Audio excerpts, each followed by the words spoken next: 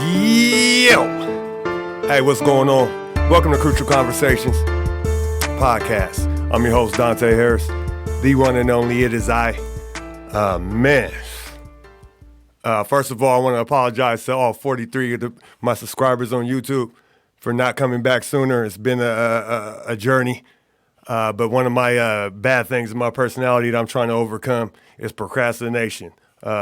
I'm bad at it, but I'm growing. So I plan on getting better at that situation as I do everything else that I'm trying to do, that I'm going to do, not try, that I'm going to do. So I know I'm going to get better. Part of that is showing up here. So I'm back at BD Local, right here in Tacoma, Washington, where I'm from. Definitely had to come through. If you guys don't know where BD Local is, we're based out of Tacoma, Washington. They're out here doing positive things in the community. If you go onto their channel, you can see a lot of other people that are doing podcasts, doing book reviews. There's many things they got going on, but it's also a way for these guys, for people in Tacoma to network, which is big. With everything going on in the world, the ones that think alike and have the same type of goals and visions need to get together so we can make things happen, because there's definitely positive things in numbers. So you want to get involved. If you want to do a podcast, come down here, get involved. Give these guys a holler so you can come down and make it happen. But by saying that, I'm saying this, I'm here to make it happen today, okay? I think my last podcast here was in November, so it's been a minute. A lot of things have happened. We've had COVID. We've had the Black Lives Matter movement. We've had a brother put a knee to his neck and pass away by the police. We've had fires going on right now currently in my city. I believe there was something burning on my way here from work. So there's a lot going on. Me, myself, I've been getting through it by staying focused on my goals, trying to grow as a person. So I've made a lot of changes in my life since November, and great things have been happening for me. But we're gonna start off by saying what it's all about and why I really feel like I need to do this. First of all, like I said, my name is Dontay Harris. I'm known locally, but as far as worldwide, you don't really know me. You know what I'm saying? So I'm going to introduce myself as that. I'm an introverted person. Now, you wouldn't say some people don't get that, because I do coach basketball, and I don't mind being around people.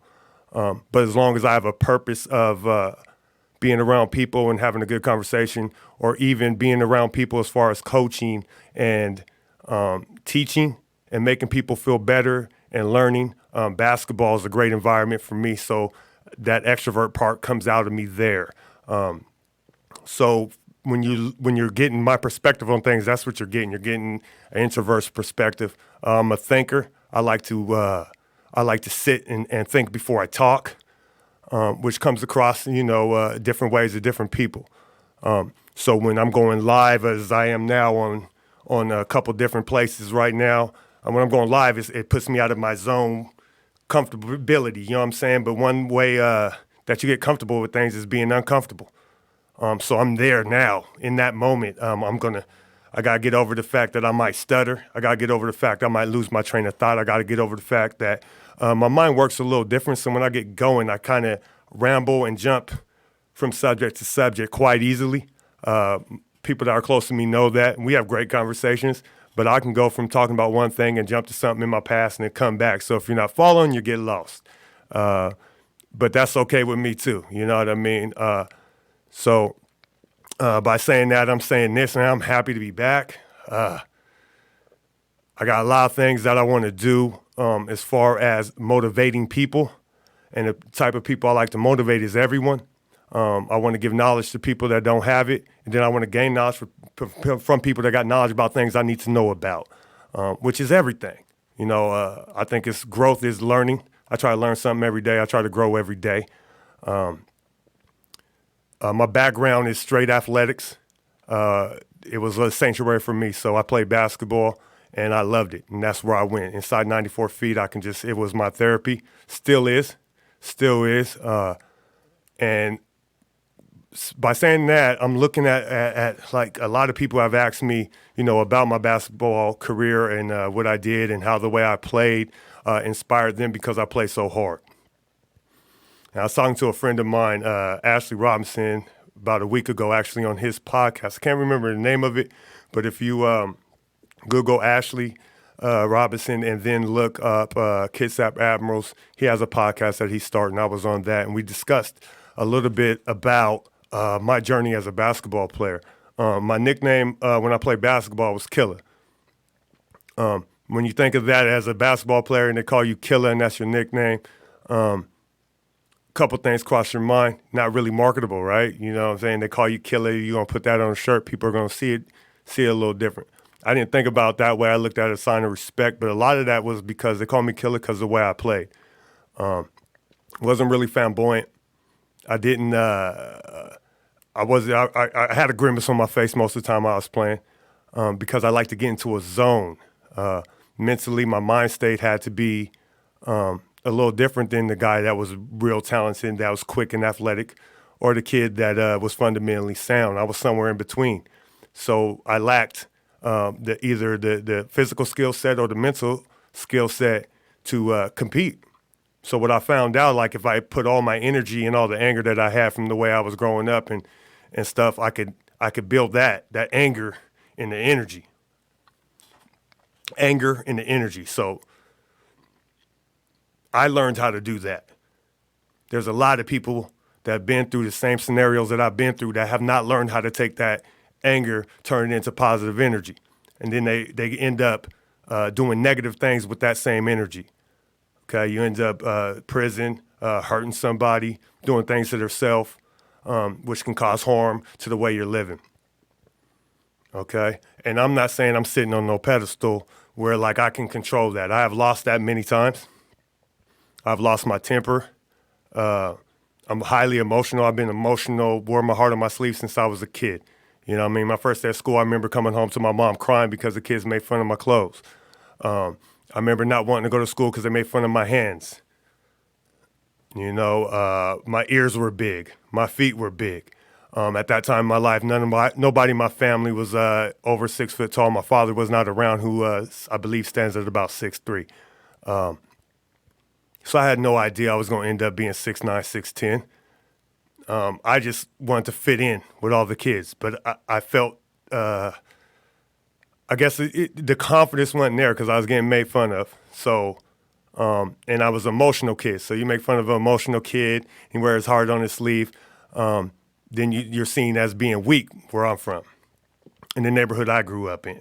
Okay, you show you're emotional, you get teary-eyed, you know what I mean? You get into a couple fights because they start calling you names. I was that kid getting bullied and then getting into fights and all that. I was that kid. As I got older, I started realizing that I didn't fit in.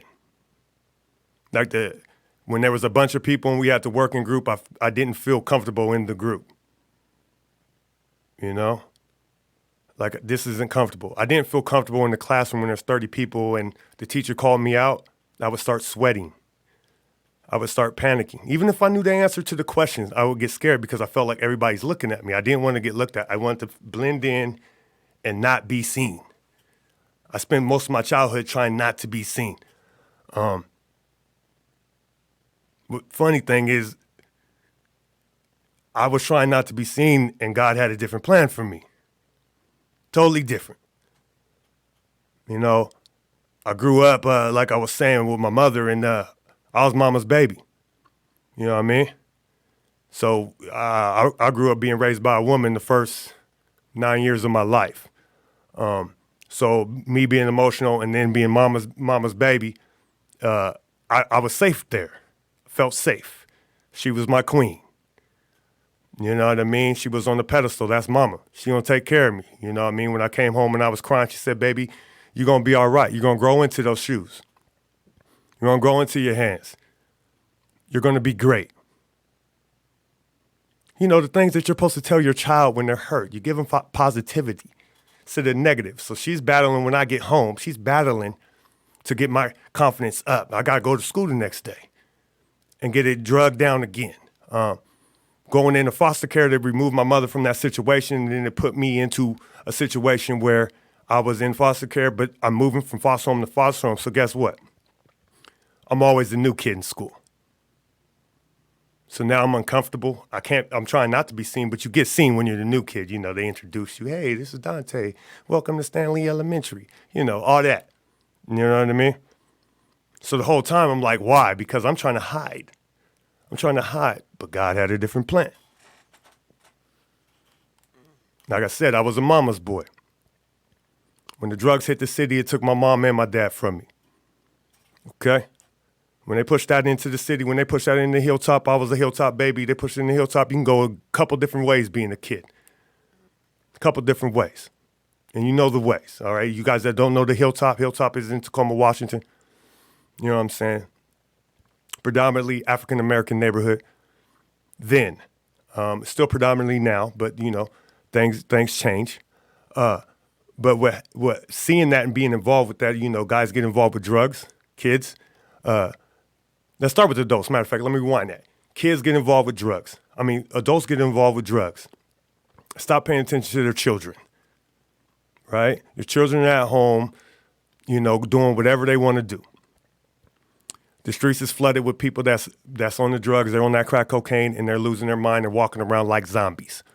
As a child, you're running around, you're trying to be a kid and play. You know what I mean? After a while, you start losing their childhood because when you go out to play, you can't just play, man. There's a drug addict right there on the corner. There's a dope dealer over here. It's a drug addict, a dope dealer in the basketball court. Where do you want to be? I didn't know. I tried to play basketball. It sucked. Wasn't very athletic. It hurt. You know what I mean? Because now I don't want to go out there and play because now I'm getting embarrassed and then I'm sticking out and now everybody's laughing. You know what I mean? So now you're sticking out, you're getting made fun of again. So I was scared to play sports. Real scared. You know what I'm saying? But there's a fourth thing you can become when you're stuck in that situation. You can become somebody that actually there's more than four, but I'm going to give you another thing you can become. You can become a drug dealer yourself. You can become a banger. You can hit these streets. You can become a gangster. Not everybody's built out to be a gangster. I know a lot of people out here, they think it's flamboyant to be a gangster. Look, if you're not built for the life, get out the street. You know what I mean? There's codes to that too. If you're not built for the life, don't be in the life. Stop pretending. If that's not you, don't be that. Stop perpetrating something that you're not. And that don't go for just people that are being flamboyant and acting like they some type of gang member or not. That just don't go. That goes for everybody, not gang members. That's for people on the internet faking like you're somebody you're not. You got to have pride in yourself. Self-pride, self-love. Because if you can't love yourself and know yourself, then you can't give nothing back to nobody else. Okay? See, once again, I just jumped into something totally different. But that's just how my mind works. But where was I? So I was talking about how the four different things, you know what I mean? But sports was something that I gravitated to at an early age, and I was thinking on my way here today, I was like, I don't remember why I felt so driven to play sports, because I tried it all. I did baseball, I did soccer. I was pretty good at soccer at an early age. I did football, but it was just I was trying to fit in. You know what I mean? So I think that's what it was. I fell in love with it when I start actually just getting with friends that liked playing basketball. You know what I mean? And I started making friends on the court, and then I started getting better and better and working on my game as a kid, you know? So, yo, what's up, Deborah? I see you out here. Yeah, so when it comes to these crucial conversations, I think I will have guests. Matter of fact, I know I will have guests. And we'll get into things that I want to learn about. We'll get in some basketball conversations, get in some life conversations. And you're more than welcome. Like, I go live. You're more than welcome to ask me any question on there. Hit me on Crucial Conversations on the Instagram. I'm on Facebook. I'm on YouTube. Crucial Conversation Podcast. What else we got going on? What else I want to talk about today? Since I'm here. That's what I want to get into. Okay, let's talk about the mentality that I had. See, that's where I jumped off to something totally different when I was talking about I was on the other podcast with Ashley. He's talking about being a killer and the way I played the game. I thought that it was just me, just all of us. It didn't happen all of a sudden how I got to that mode to where I could black out and I could just be, nothing mattered but the 94 feet and what's going on the court. But I gradually worked my way there. And it started small. It started with just getting up in the morning and doing something that bettered myself. So I started getting up like 6 in the morning, going for a jog. Not far, just down the block and back. Then down the block became 2 blocks, became 3 blocks. And I started running stairs. But this was all gradual, getting in shape. But then when I started realizing, I started reaching this place in my mind where automatically I'm waking up before the alarm clock. My mind started gearing up. Looking back at it, I was switching the gears, my mental mind state. I was changing it. I was doing something different to it, right? Then my body started responding. I noticed when I went to open gyms and started playing with other kids that they was a little slower after a while. We in game 3. It's hot outside. They're getting tired. I'm getting all the layups, all the rebounds. Now they picking me up on their team. Why? Because I can run. Wasn't no skill set, but the fact that I could run and mentally I woke up and I got self-confidence because I was running every day. Now, did I get any faster? I don't really know. But I know mentally I thought I did. Now, let me show you a trickery about tricking your mind. Now, I know a lot of you kids, or even as adults, we all did it. When you got that new pair of shoes on and you put them babies on and you swore you ran faster, I know you did it. You swore like, I run faster than these. And you feel the wind and you're flying. I felt like you was flying. You know what I mean? And you're running and got them new kicks on. That feeling, you've tricked yourself. Even if you weren't running any faster, mentally you told yourself you were running faster. You know what I mean? And your body started doing it. You know what I mean? So by saying that, I'm saying this. You can mentally arrange things in your mind, talk to yourself, and talk your way into reaching higher levels. Your body has no choice but to do it. No choice at all. If your mind pushes through it and you tell yourself, I'm going to do this, your body will react when it comes to doing anything. Anything. Have confidence in yourself, know yourself, push yourself. And even if you push yourself to a limit, wake up, do it again, repeat that. You heard the thing, muscle memory, right? You got muscle memory. Keep doing something repetitive. Next time you go to do it, it gets easier and easier and easier. Do something 1,000 times, you'll do it on an accident. Anybody that's any good at any sports, any physical activity, the reason why you practice is so you get repetition. Your muscles start remembering what you're doing. You can do this with your mind too. Mentally start pushing yourself to that next level every day. And some people, and it's different for everybody. Some people can do something physically. If they see it once, boom, they can do it. You know what I mean? And there's some people where you got to do it 10 times. Some people you got to do it 1,000 times. You know what I'm saying? But the fact that you keep doing it, once you get it, you got it. Once you get it, you got it. But you can't judge yourself on the person that just did it once and just made it happen. That's not you. It's okay that that's not you. But if you still want it, you can still go get it. You just got to do it a little different than they did it. Do it a couple more times.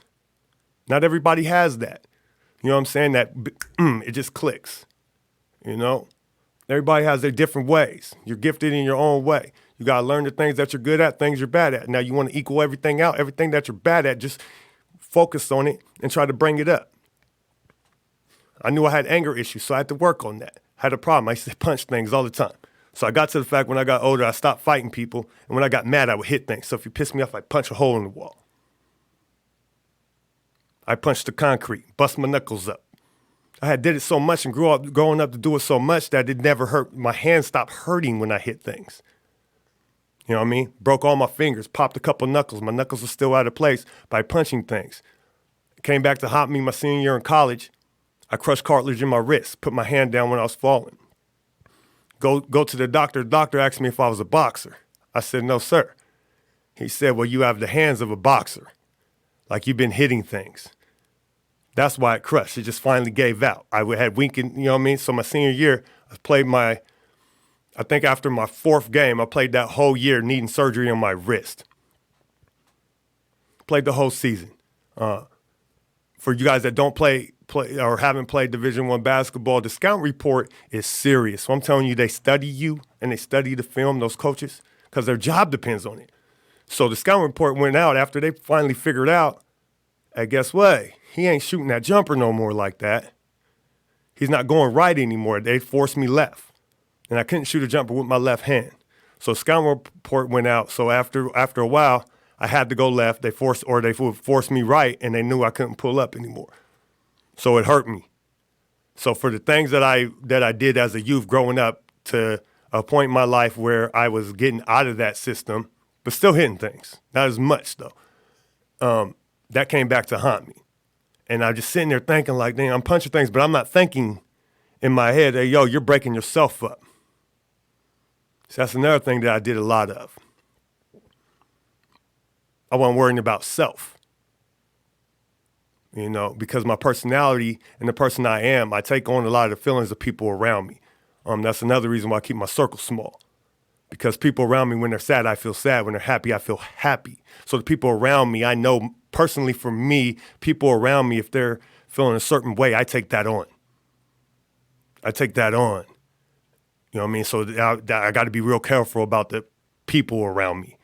You know what I mean? So it's almost it's a good and a bad thing, because I also am very nurturing in the fact that people that are real close to me know that I love them, and I can feel it. They can't come around me feeling sad without me feeling that, and I say something. So the people that are close to me know that, know I love y'all. You know what I'm saying? So I just lost my train of thought. I started thinking something totally different right there. But like I said, my mind kind of jumps a little bit, but that's just the way I work.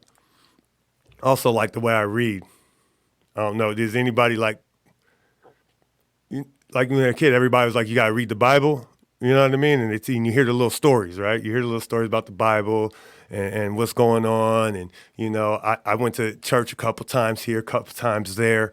And what I did, what I found myself doing is the first time I read the Bible, I went straight to the back and started at Revelations. Why? I don't know. It sounded interesting from what everybody was saying. You know? So I went straight to Revelation. But I did that as a kid. But that's just the way I get down. That's the way my mind works. You know what I'm saying? And I used to think that was weird. But every now and then I run into somebody and they have that same story. Just the percentage is low of people that work that way. But there are people out there. If you're one of those people, what up? So some of those introverts with extroverted feelings. You know what I'm saying? But I thank God for basketball. You know what I mean? Because he put that in my life to help me get over some of those social anxieties, over those ways.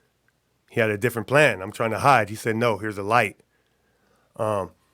And after a while, I got comfortable with that. One of the things that happened to me in the last couple of years, I lost some people that I was close. That's the reason why I got this podcast. My little brother, Aaron Montgomery, actually inspired me to do this podcast because we were talking about doing something like this prior to his passing. My mother, who also passed 2 years ago, one of the main things of when I spent the last week with her was I need to share my writing. I need to share my music. I need to speak for the people that are like me because they're out there and they need help. And you got to come out that shell for them. And to me, her saying that and her being alive is one thing, but when she passed, it echoed. You know what I mean? It echoed. And so you know what I did? I went and got all this music equipment, right? So I'm like, oh, I'm going to just do an album. I'm going to just do this album. Boom. got some new equipment, got the stuff for my voice, built my studio back up, unplugged things, plug everything up. I'm ready to go. Like, yeah, I'm gonna do this album. Got some beats, talked to my boys. I'm back in the swing of things. Sat down, built my ambiance and everything, and then nothing came out. You know, I was like, okay. And I'm not one that forces the issue. When I write, I just let it go. I just let the pen bleed. I let my emotions out. And that's another reason why I don't let a lot of music out, because when I write, it's very personal. It's almost like it's me at my peaks. So it's me if I'm extremely upset, and it's me if I'm extremely sad. But in between there, I don't write. In between there, I'm just living. I'm my even keel. You know what I mean? I don't write much. So when I'm trying to do that album, it wasn't really coming out like I thought. I did a couple of freestyles. I did make a couple songs, but I was like, I don't think that's it. It's not the album. I was like, okay, I'll write a book. I'll start writing my poetries again. So I tried that. It's there, but that's not it, right? Then I'm mixing it with what Aaron was saying. And I was like, okay, it's the podcast. But then the problem with the podcast is this. I got to come completely out my shell and do something that I'm totally uncomfortable with. So then I start revving myself up. So I've been revving myself up since November. Y'all that's been on, if you follow me on Facebook and you see in the morning that I said good morning and said something positive, I'm talking to myself. You just happen to hear it too. I'm being honest with you. I'm like, hey, look, whatever happens today, you're good. Be great. That's me talking to Tay. Tay talking to Dontay. That's me, man. So it's like, I'm talking to myself, and then other people are, you know what I mean? I have a quick conversation with people about it. And then next thing I know, I start realizing there's certain people that's in the morning that we be conversating. They're kind of on that same wavelength, getting their day going. So I wake up, I lift my weights, I get my water, get my food in me for the work. I go to work, I post my good morning, and I speak something positive in the air, and I walk out my door.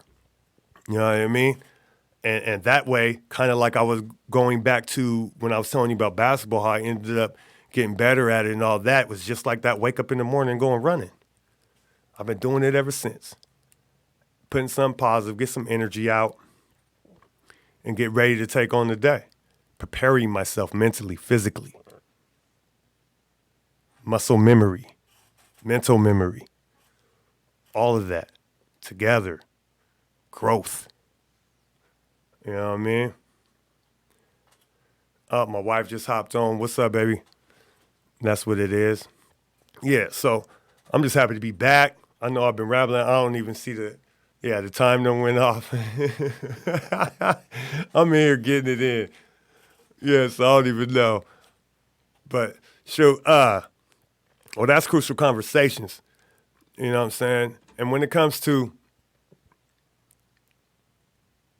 figuring out what it is I'm supposed to do, I think it is this. It's speaking. It's speaking. And I'm big on energy. I'm big on the vibe that I get from people. And if I get the wrong vibe from people, I generally don't deal with them at all. And it's pretty easy for me to do that. You know, it's nothing to cut somebody off. It's very hard for me to bring people in. But as far as conversating and learning and talking to people, I don't have a problem doing that and learning something or teaching something. Because I think growth is good. I think learning from people, different perspectives is engaging to me. I think it's cool. You know what I'm saying? I think that's part of a lot of the problems with people is you've never talked to nobody on the other side or been into a situation or put yourself in their shoes. My shirt that I got on says "Stop Killing Us." That is letting you know. Let me tell you what that's about. Now, they got the Black Lives Matter shirt. You got all these different people with the flags, and everybody's fighting over this racial situation that we're in. And I've seen people on both sides on my timeline. I'm going to tell you this. Stop killing us. Take everything out. Stop all your bias stuff. Stop killing us. Stop acting like it's not happening. Stop not being sympathetic to it, because all it does is create anger. You know, watch what you say.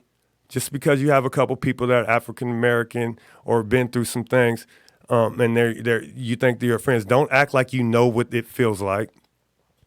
or they're in your family, don't act like you know what it is, because you don't. And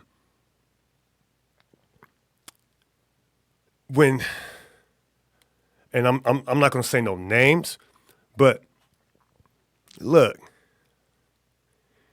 if you're mad about your timeline being full with the Black Lives Matters or Black this and there's some type of racial thing going on, if you're mad about it and you don't want to see no more racial stuff, black people being what they're going through in America, and you don't want to see no more racial things, imagine how it feels like living it. You're just seeing it on Facebook. Imagine living it. Imagine having them conversations with your kids. Imagine telling your kids before you drop them off at college, hey, look, keep your nose clean. Okay? You don't even want to be involved with nothing that has nothing to do with the police. Nothing. Okay? When you're walking out the door and your daughter's looking at you like, Dad, please be safe out there, because they just seen something on TV that you didn't even know. I was at work when the video went out. I ain't know nothing about it. I'm painting. Got my headphones on. I come home to the most somberest house ever. That's my home. This is where I come to relax. I come home to address that. I come home to get hit with that and then have to talk to my kids about it. So think about the people that live it. You know? But I don't want to get too far into that, because another thing is, I think education is key when it comes to that.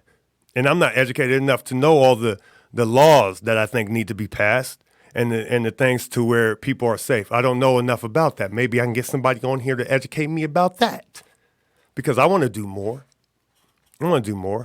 I want to create a platform so I can have a conversation with somebody so I can gain some more knowledge, so I can apply that to the people I need to talk to, especially these young men. When I get back to them and I got to coach them, I want to put them in a place where they can talk, and I got something to talk to them about, so I got the ammo.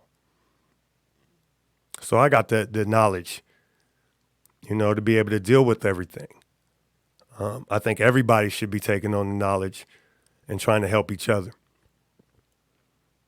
With the COVID thing, I believe it's the same thing. What's really happening? When's the truth going to come out? Everybody's, it's this, it's that, it's political. Look, I know people are sick, people are dying. Okay? And then you say people with the flu and people are, okay, so people are still dying. All right? We still got all these laws, and there's masks when you walk in the store. All that's still happening. What are we going to do?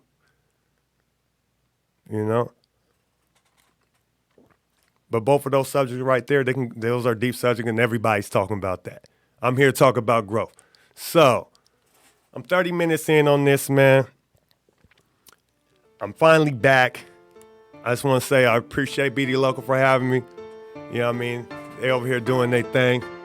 You know what I'm saying? I'm enjoying the studio. Yeah.